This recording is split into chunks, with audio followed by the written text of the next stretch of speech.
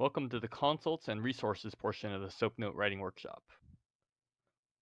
So far, we've been mostly focused on internal medicine style SOAP notes, especially the assessment and plan portion. However, now we're going to move on to consult notes.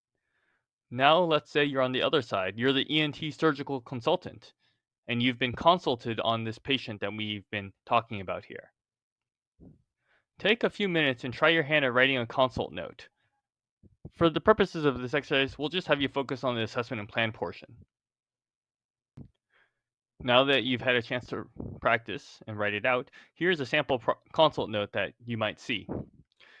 Assessment, likely laryngeal cancer, hypothyroidism. Plan, NPO at midnight, fine needle aspiration tomorrow, thyroid ultrasound, and continue levothyroxine 25 micrograms POQ day. Notice, since you're the ENT consult resident, you don't have to focus on his anemia or his AKI because you're just focused on the laryngeal cancer and the ear, nose, throat system in a sense. You're also on a surgical team, and you'll notice that their notes are much more brief than the internal medicine or pediatric ones. As you're going through this talk, you might be wondering, what if I don't know where to look or how to come up with an assessment and plan? So I did want to give you some resources that may be able to help. One resource is the UCSF Hospice Handbook, another resource is the Pocket Medicine, and Washington Manual is yet another one. You can also use online calculators like MD Calc to help you calculate scores that you'll commonly find, such as a Curve 65 score for pneumonia and so forth, or your FINA score for AKI. You'll have a lot of different apps that can help you out as well. Of course, your resident is always going to be a good resource in terms of your assessment and plan. Sometimes you have to watch out for the timing, though, because if you ask them to review your assessment plan right before rounds, they might not be able to do very much there. Remember, everyone has their own style as well. So you're developing your own style as well. But it's better to err on the side of being thorough rather than being abbreviated.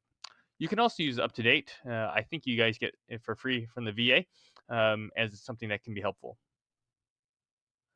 But probably the biggest tip I have for you guys is to write your own notes.